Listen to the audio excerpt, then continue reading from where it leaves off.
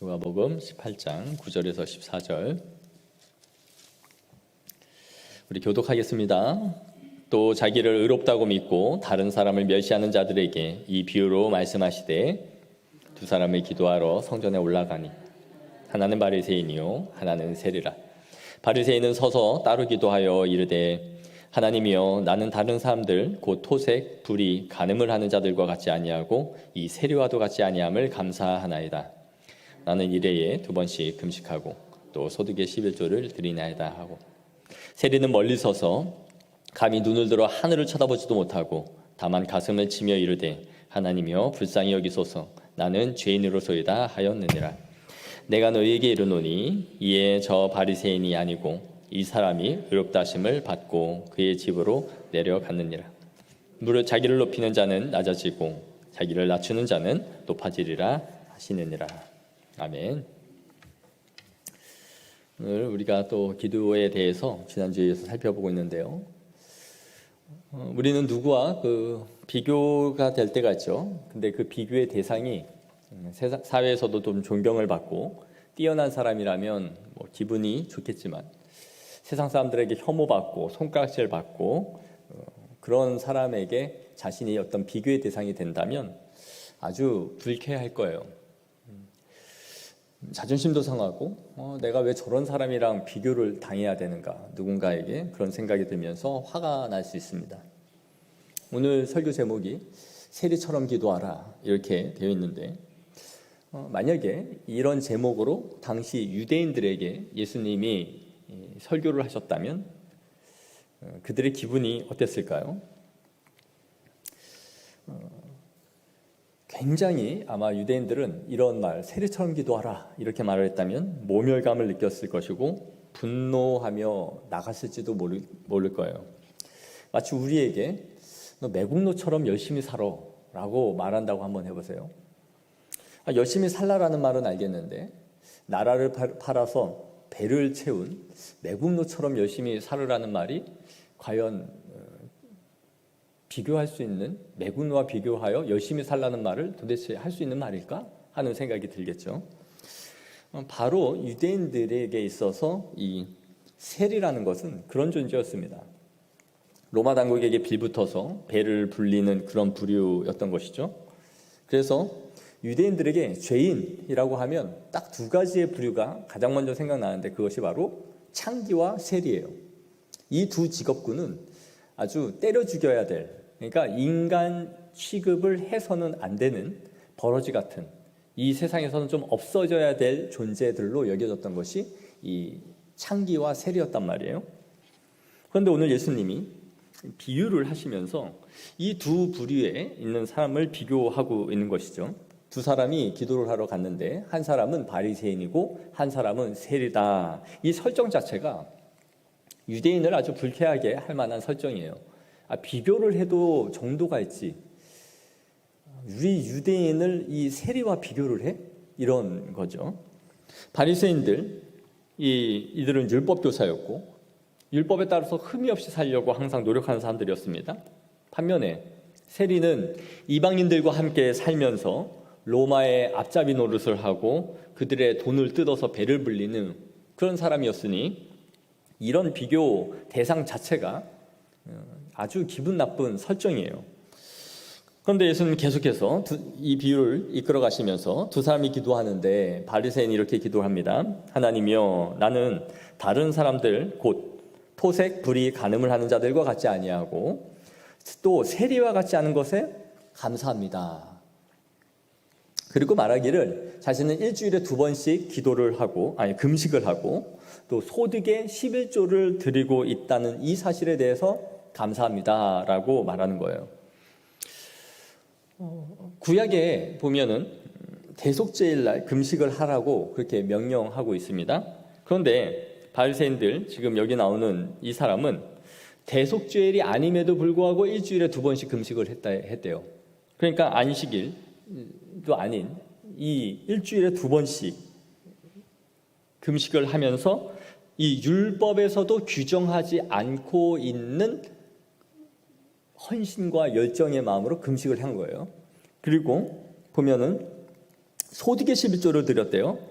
여기서 말하는 11조는 내가 번 것에서 11조를 당연히 우리가 드리는 것인데 번 것에서 든 것이 아니라 영어 성경에 보면 모든 것의 11조라고 되어 있어요.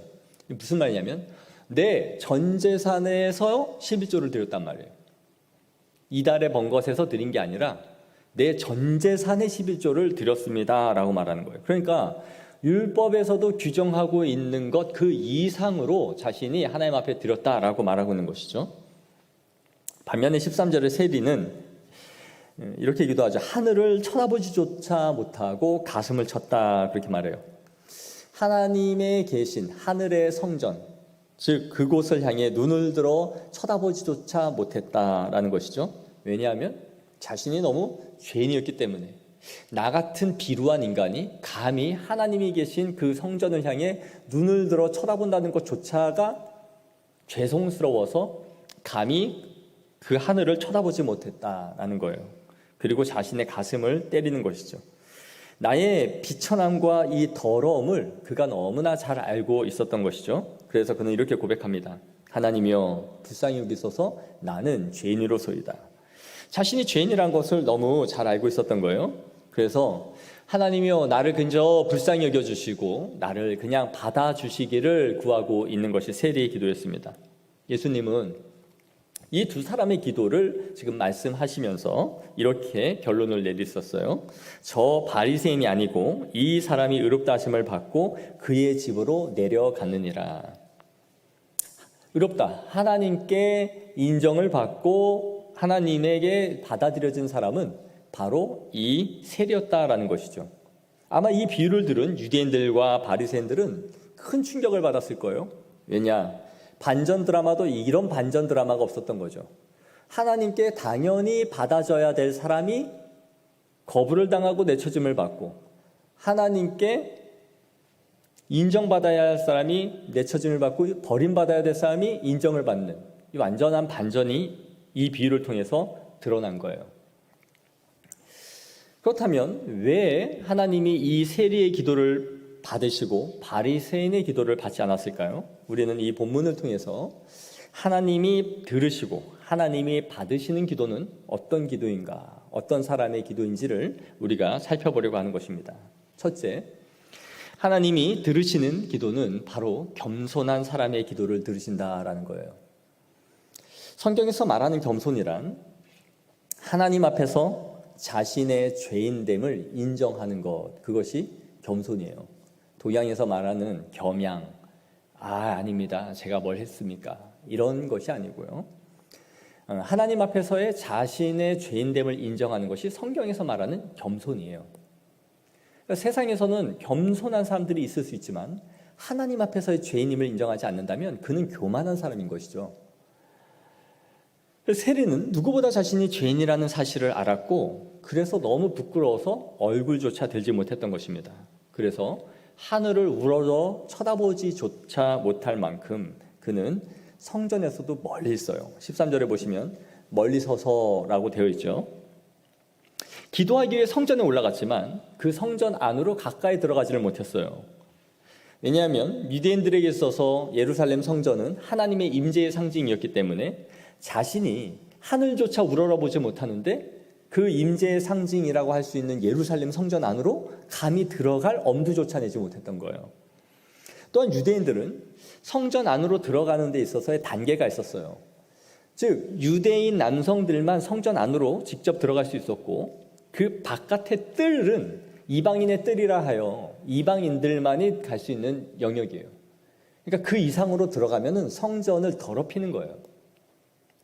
그래서 성전을 회파하고 더럽힐 때 보면 이방인들이 그 성전 안으로 들어가는 거죠. 들어갈 수 없는 부류의 사람들이 들어가는 것 자체가 성전을 더럽히는 것이고 그 안에서 막 제사를, 돼지를 잡아 죽이고 이런 것들이 다 성전을 더럽히는 거예요. 그러니까 이방인들이 성전 안으로 들어가는 것 자체가 불가한 것이었죠. 그러니까 유대인들은 이러한 세리가 성전 안으로 들어오는 것 자체를 용납하지 않았을 거예요. 그래서 이 세리는 자신이 어떤 취급을 사람들에게 받고 있는지를 잘 알고 있었기 때문에 그 안으로 들어가지 못했고 또 성전 안에 들어가면 그 바리새인들이 그 옆에서 함께 기도한다는 것이 얼마나 부담스럽겠어요. 이 거룩함의 상징이라 여겨지는 그 거룩한 사람들 틈에 껴서 나 같은 무리의 인간이 같이 기도를 한다?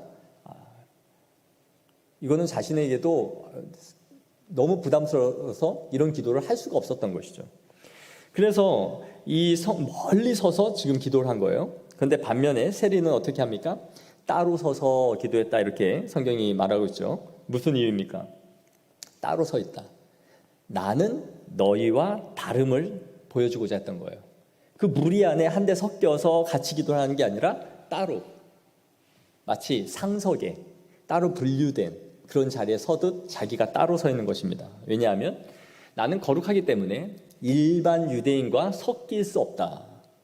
그들과 섞여서 기도할 만한 사람이 아니다라고 생각했던 거예요. 그래서 기세가 등등합니다. 그리고 겸손이 없을 뿐 아니라 의로움으로 가득 차 있는 것이죠.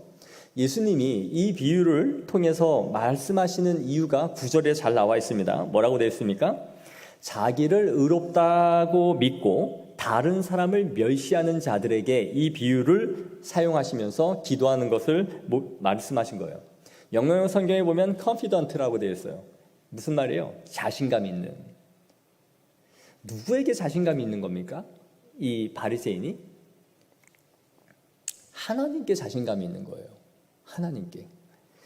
여러분, 하나님 앞에서 자신의 의로움을 보여주고 당당하게 내비칠 수 있는 사람이 있을까요?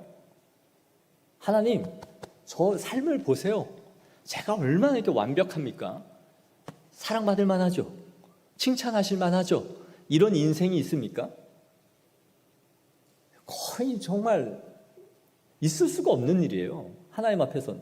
하나님 앞에서는 그저 죄인임을 고백하게 되고 구속의 은혜에 대해서, 나 같은 죄인 살리신 것에 대해서 그저 감사하게 되고, 사망에서 생명으로 옮겨 놓으신 것 자체가 그냥 감사한 게 우리의 고백이잖아요. 이 허구 많은 사람들 중에 나를 선택하셔서 구원의 은총을 베푸시고 나를 사랑한다 하시고 죄인인 우리에게 아바 아버지라 부르라, 그렇게 말씀하신 것 자체가 얼마나 그 자체가 은혜인 것이죠. 참으로 회심하여 하나님 앞에 자신이 어떤 존재인지를 아는 사람이라면 하나님 앞에 겸손할 수밖에 없어요. 내세울 것이 없단 말이에요. 그런데 이 바리새인은 불의를 행하며 살아가는 사람들과 내가 다르다라는 것을 지금 보이고 있는 것이죠. 그래서 자신감이 넘치는 거예요. 이 정도면 의롭지 않습니까? 나만한 사람이 어디 있습니까? 라는 모습을 보이는 것이죠. 그리고 또한 사람을 멸시하는 사람이다 되어 있어요. 영어 성경에 look down이란 말이에요. 뭐예요? 밑 위에서 내려다본다는 뜻이죠. 내려다본다. 깔본다는 거예요, 사람을. 그 항상 교만한 사람들은 그 고자세가 있잖아요. 밑에서 사람을 이렇게 내리 까는 듯한 있죠? 가끔 강남에 이렇게 엘리베이터 타면 그런 느낌이 있어요. 옷 좋은 거 입으시고 막 레스토랑 같은 데 이렇게 누가 식사 대접하서 한번 들어갈 때 되면 그 고자세를 보이는 분이 있어요. 이렇게 몇 번 가주세요. 뭐 이렇게 눌러달라고 아주 교양 있게 말하지만 사실은 보면 아주 사람을 이렇게 너희는 우리와 좀 다르잖아. 나는 하이 클래스야. 이런 듯한 그 느낌. 근데 이게 바리새인들에게는 아주 넘치는 자신들의 삶의 그 고자세예요. 남을 항상 깎아내리는 것이죠. 근데 그것이 부나 권력에 의해서 생기는 것이 아니라 거룩함을 자랑하는 거예요. 거룩함. 내가 너보다 의롭다라는 이 의식이 이러한 기도를 지금 만들어내고 있다라는 것을 보여주고 있는 것이죠. 그래서 자신의 금식 행위와 11조를 자랑하죠. 11조는 모든 것을 주신 분이 하나님이시라는 그 주권을 인정하는 행위가 11조입니다. 그러니까 하나님이 주신 것을 인정하기 때문에 하는 것이지 그게 자신의 의가 될 수 없죠. 그 자신의 신앙의 고백인 거예요. 마음의 중심을 드리는 것이죠.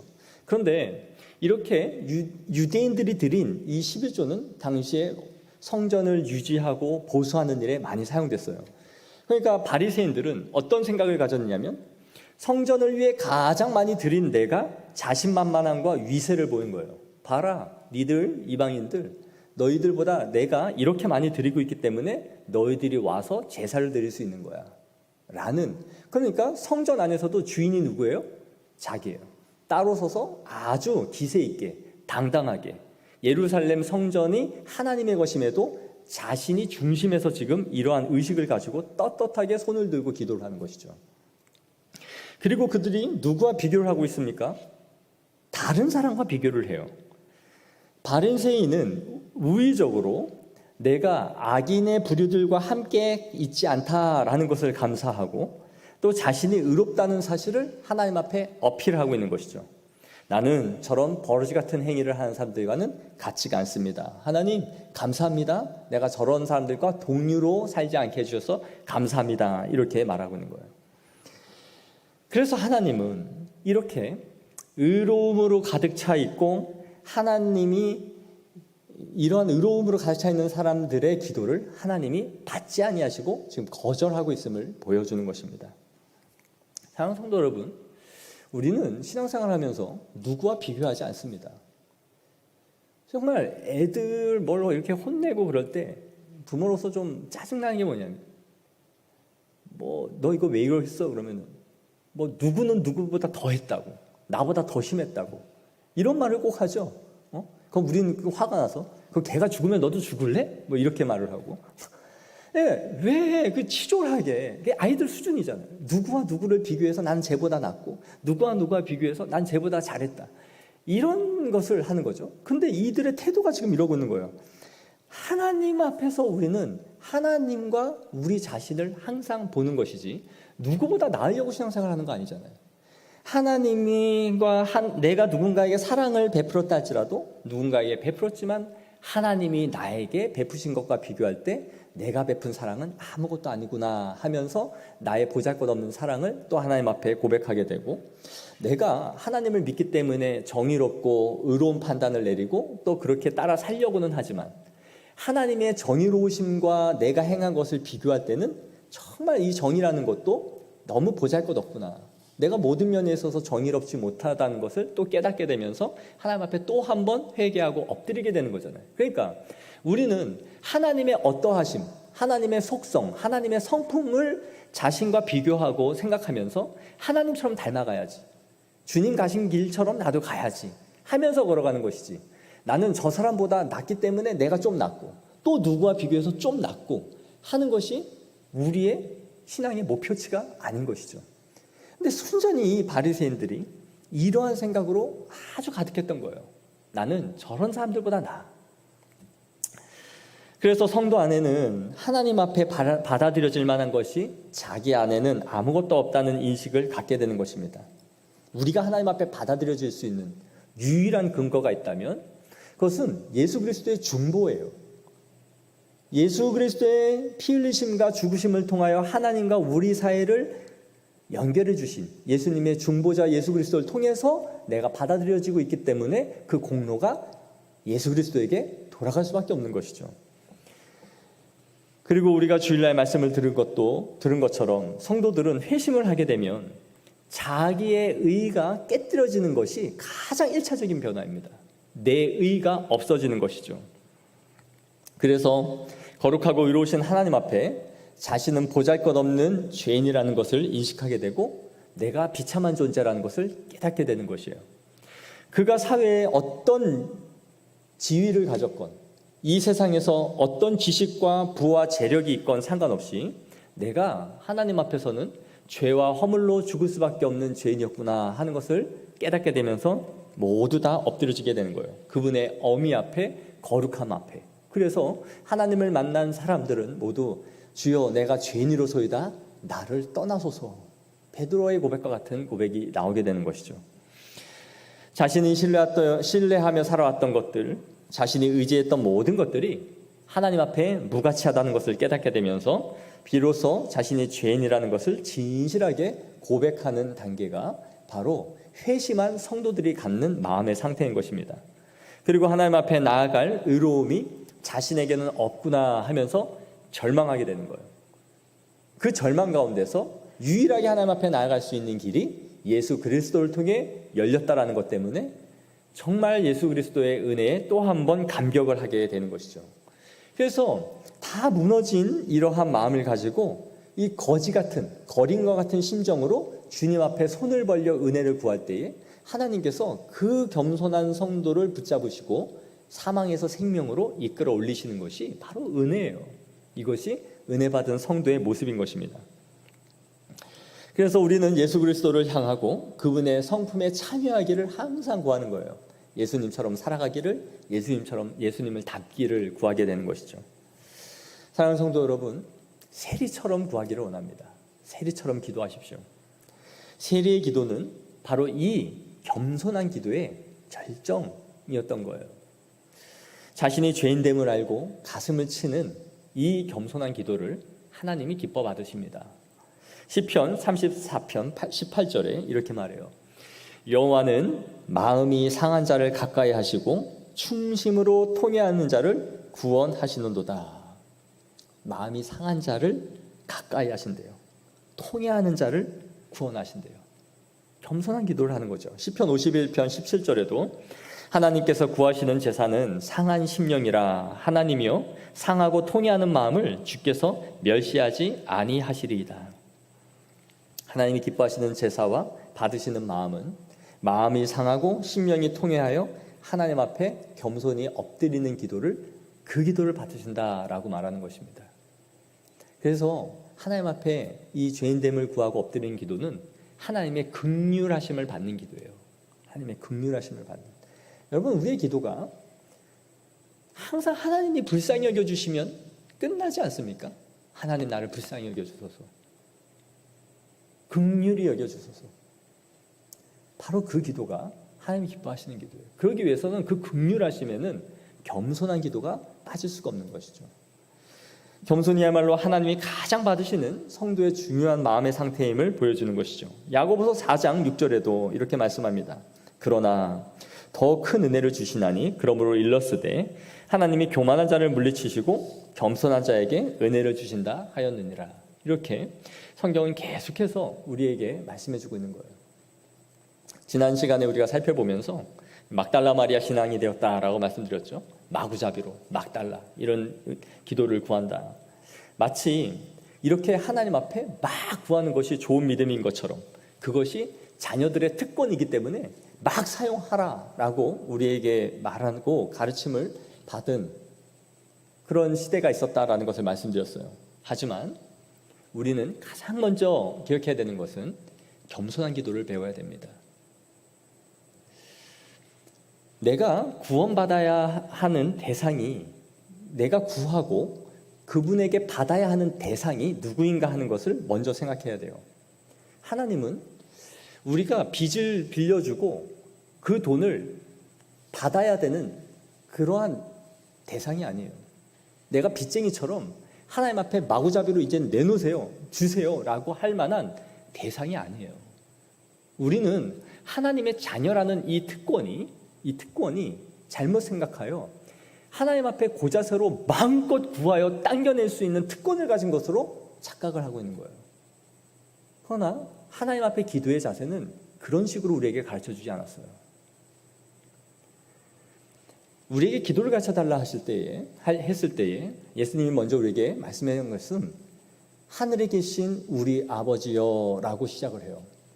이 말의 의미는 너는 자녀로서 나에게 구하지만 나는 하늘에 계신 창조주요 너는 피조물임을 기억하라 라는 거예요.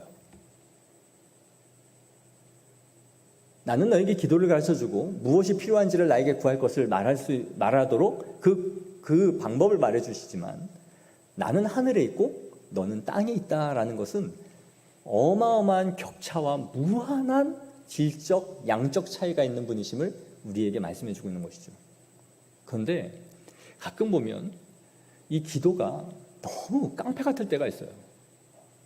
제가 신대원 다닐 때 밤 9시마다 그 소래교회 가서 기도를 했어요. 3년 내내 9시만 되면 하던 공부를 멈추고 소래교회 가서 기도를 했는데 가끔 기도를 하다 보면 어떤 전도사님의 기도를 들으면 소름이 쫙쫙 끼치는 기도가 있었어요. 어떻게 하냐면 너무너무 시끄러워서 한번 쳐다봤더니 이래요. 쏴! 쏴! 이러고 기도를 하는 거예요. 도대체 뭘 쏜다는 거야? 오늘 치킨 한 방 쏜다는 건가? 기숙사 들어가서 막 한 바퀴 돌리면서 쏴! 쏴! 이렇게 기도를 하는 거예요. 기도를 쳐다봤는데 무슨 기도가 저런 기도가 있을 수 있을까? 깜짝 놀랐어요. 아니 하나님 앞에 어느 원전에서 기도를 하고 있는데 내가 그 창조주요 위대하신 분 앞에 나는 아련하여 간구하는 주제에 뭘 팔까지 휘두르면서 쏘라고 기도원 가면 그런 분들 많이 봤죠? 지금도 가보세요. 기도원 가면 가관입니다 진짜. 이거는 뭐 하나님이 안 주시면 잡아먹을 것 같아요. 막 쏘래요. 막 쏴. 하나님 나에게 한 방 쏴달라는 건가 인생? 여러분 이런 기도는 정말 주님이 가르쳐 주신 기도의 방식과는 너무 먼 기도예요. 너무 먼 기도. 정말 하나님 앞에서 그저 우십시오. 저는 그래서 주여 삼창도 안 해요. 주여 삼창도. 이 혹격인 열을 쓰잖아요. 주여 주여. 깡패 같아서. 누가 저한테 제 이름을 막 부르는 것 같아요. 그래서 부르고 싶으면 주님 주님 이렇게 불러요. 우리는 막 주여 주여 뭐 이러면은 하나님이 뭐 귀를 열고 내 기도에 막 들으시는지 답답하니까 그렇겠죠. 답답하니까. 그 심령은 저도 알겠지만 하나님 앞에 그 겸손함을 잃어버린 기도가 우리의 다른 기도의 내용들이 어떠할지를 보여주는 거예요. 세리처럼 겸손하게 구하세요. 감히 하늘도 울어보지 못하고 내 자신의 가슴만 미어치는 이 겸손한 마음, 그걸 하나님이 눈여겨보세요. 아무리 소리 지르지 못하고 속으로 끄끄거리고 가슴 아파하는 그 기도일지라도 그 상한 심령으로 간구하는 그 기도를 하나님이 들으시는 줄 믿습니다. 그렇다고 속으로만 하다가 주무시지 마세요. 부르짖을 때는 부르짖어야 돼요. 함께 기도합시다 그러면 소리를 내야죠. 그때도 묵상 기도를 하면 이거 공동 기도가 안 되는 거잖아요. 그렇죠? 그러니까 부르짖을 때는 부르짖고 새벽에는 홀로 기도하고 이렇게 하나님 앞에 나아가야 되는 것입니다. 두 번째로 하나님이 받으시는 기도의 특징은 진실된 기도예요. 진실한 기도. 하나님 앞에서 이 바리새인은 하나님 앞에서 기도한 게 아니라 사람 앞에 기도한 거예요. 예, 그것을 어디서 보여주냐면 11절에 서다라고 되어 있는 동사가 있죠. 이 바리새인이 섰을 때의 이 동사는 헬라어 성경에는 수동태입니다. 수동태. 그런데 그런데 이 바리새인이 말한 11절을 서다는 수동태예요. 근데 13절은 세리가 기도할 때 서다라는 동사는 능동태로 쓰여졌어요. 이 말은 무슨 의미냐면 세리는 자신의 마음에 하나님의 은혜가 절실하게 필요하여 그분 앞에 능동적으로 나아갔음을 의미해요. 내가 죄인이기에 하나님의 은혜가 필요하여 능동적으로 서서 나간 거예요. 그분께 은혜를 구하고자 한 것이죠. 그러나 세리는 수동적으로 나간 겁니다. 그러면 무엇이 그를 수동적으로 기도하도록 그 자리로 이끌어갔을까요? 무엇이 그를 수동적으로 기도하도록 이끌어갔을까요? 그것은 바로 사람들의 시선이었던 거예요. 바리새인인 나를 거룩하다 여기는 이 사람들의 시선 때문에 기도하러 서 있는 거죠. 기도는 하나님과 우리가 1대1로 독대하여 만나는 것임에도 바리새인의 시선과 중심은 사람을 향해 있었고 세리는 하나님과 그 시선을 같이 하고 있었던 거예요. 진실함이 없었던 거죠. 사람을 의식하는 기도와 하나님을 의식하고 하는 기도의 이 본질적인 차이가 보여졌던 거예요. 세리는 오히려 사람들의 눈을 피하고 싶었을 거예요. 예수님이 가르쳐 주신 것처럼 골방에서 은밀하게 기도하고 싶었을 거예요. 왜요? 사람들이 자기를 어떤 취급을 하는지를 너무나 잘 알고 있었기 때문에. 오히려 성전이 아닌 다른 곳이 있다면 그곳에서 기도하고 싶었을 것입니다. 죄인이라 혼자 조용히 하고 싶었겠죠. 사람들은 그가 기도한 걸 보면서 그랬을 거예요. 너 같은 게 무슨 기도를 한다고 여기로 왔냐? 너 같은 죄인이 기도한다고 하나님이 들으실 줄이나 들으실 거라 생각하냐? 그 따가운 눈총이 얼마나 괴로웠을 거예요. 그래서 그는 하나님께 홀로 진실된 기도로 자신의 마음을 하나님 앞에 토설할 수밖에 없었던 것이죠. 하나님은 잘 꾸며진 미사역으로 드리는 기도보다 우리의 마음의 중심과 진실함의 호소를 들으십니다. 제가 어릴 때 우리 부모님이 항상 초등학교 가기 전에 어릴 때 가정 예배 드리면 네가 기도를 많이 해라. 하나님이 네 기도를 잘 듣는다 그랬어요. 왜 그럴까요? 숨김이 없는 진실한 기도를 어릴 때는 할 수 있는 것 같아요. 막 뭐 이렇게 멋있는 말, 뭐 대표기도 한다 그러면은 유창한 말, 이거 너무 수준 낮은 기도 아닌가 이런 생각 그런 거 없이 아이들은 순수하게 기도를 하잖아요. 그 진실함으로 하나님 앞에 기도하잖아요. 그러니까 그 기도를 하나님이 더 잘 들어준다고 어릴 때 기도를 많이 하라 그렇게 했던 것 같아요. 바로 하나님이 들으시는 기도는 이 진실한 기도예요. 여러분 우리가 기도할 때는 하나님과 우리 둘밖에 없잖아요. 정말 숨기고 싶은 기도는 마음으로만 기도해도 하나님이 다 들으시잖아요. 그렇기 때문에 하나님 앞에 진실한 기도를 하세요. 하나님, 내가 목사로서 이렇게밖에 못했습니다. 내가 교회에서 보여지는 위치라서 이렇게밖에 못했습니다. 그러나 하나님 내 마음을 아시지 않습니까? 그것도 용서해 주십시오. 그렇게 하나님 앞에 진실하게 기도하면 하나님이 들으시고 우리를 받아주시는 거예요. 우리의 생각과 우리의 마음을 유리알처럼 보시는 하나님 앞에 우리가 숨길 것이 뭐가 있습니까?